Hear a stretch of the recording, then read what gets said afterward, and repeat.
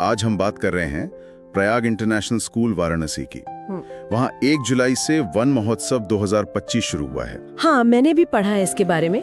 ये पूरे हफ्ते चलने वाला कार्यक्रम है, 7 जुलाई तक। बिल्कुल, और इसका मकसद जैसा कि बताया गया है, पर्यावरण संरक्षण और प्रकृति के प्रति जिम्मेदारी को बढ़ावा देना है। शुरुआत भी काफी अलग ढंग से हुई। सुबह की प्रार्थना सभा में एक टीचर हैं सुश्री प्रकृति मिश्रा।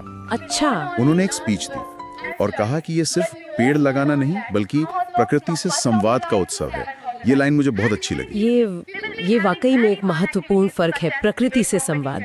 ये सिर्फ एक एक्टिविटी नहीं रही फिर। सही। और इसके तुरंत बाद ही सारे स्टूडेंट्स और स्टाफ ने मिलकर पर्यावरण बचाने की शपथ भी ली। शपथ, हाँ, ये भी अहम है। एक सामूहिक प्रतिबद्धता दिखती है इससे। ये महज एक औपचारिकता नहीं लगती फिर। नहीं लगती। और इसी माहौल के बीच फिर वृक्षारोपण का कार्यक्रम शुरू हुआ। ओके। स्कूल के निदेशक श्री दिवाकर नादव जी, उन्होंने नेतृत्व किया और उनकी बात भी सीधी थी। हर बच्चा हर साल एक पौधा लगाए, उसकी देखभाल करें। तो भविष्य बेहतर होगा। हाँ, ये तो स्थापित सोच है पर जरूरी है। हाँ, लेकिन कार्यक्रम की जो औपचारिक शुरुआत हुई ना, वो स्कूल के एक सम्मानित मार्गदर्शक हैं, श्री उदय भान सिंह जी, जिन्हें प्रधान जी कहते हैं। हाँ, वही, प्यार से सब उन्हें प्रधान जी कहते हैं। उन्होंने पहला पौधा लगाया। अच्छा, ये बढ़िया है। एक तरह से अनुभव और युवा जोश का संगम। बिल्कुल। और प्रधान जी का संदेश भी बड़ा गहरा था। उन्होंने कहा, एक पेड़ लगाना केवल मिट्टी में बीज बोना नहीं बल्कि जीवन की नींव रखना है। वाह, सीधी और सच्ची बात। आज का एक्शन कल के लिए जीवन। हाँ। यहाँ एक और बात ध्यान देने वाली है। स्कूल मैनेजमेंट, प्रिंसिपल साहब और साथ में समुदाय के लोग जैसे प्रधान जी। हाँ, प्रिंसिपल ने भी खुद पौधे लगाए और कहा कि शिक्षा तभी सार्थक है जब छात्र प्रकृति को समझें, उससे जुड़ें और उसकी रक्षा करें।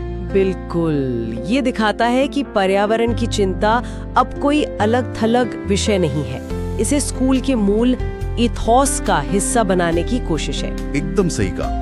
और सोचिए जरा, नर्सरी और केजी के बच्चे, हाँ, वो छोटे छोटे बच्चे भी पूरे जोश से पौधे लगा रहे थे। ऐसा लग रहा था जैसे भविष्य के पर्यावरण प्रहरी तैयार हो रहे हों। ये तो कमाल है।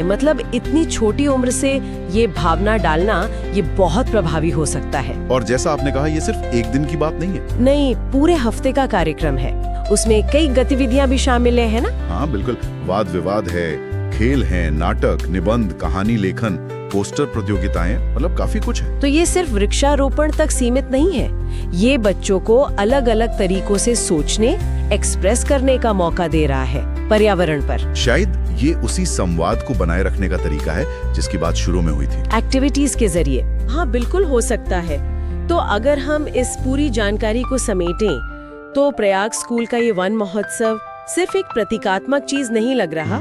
हाँ, ये एक कोशिश है पर्यावरण चेतना को स्कूल के सिस्टम में, उसकी शिक्षा में पूरी तरह से इंटीग्रेट करने की। सही।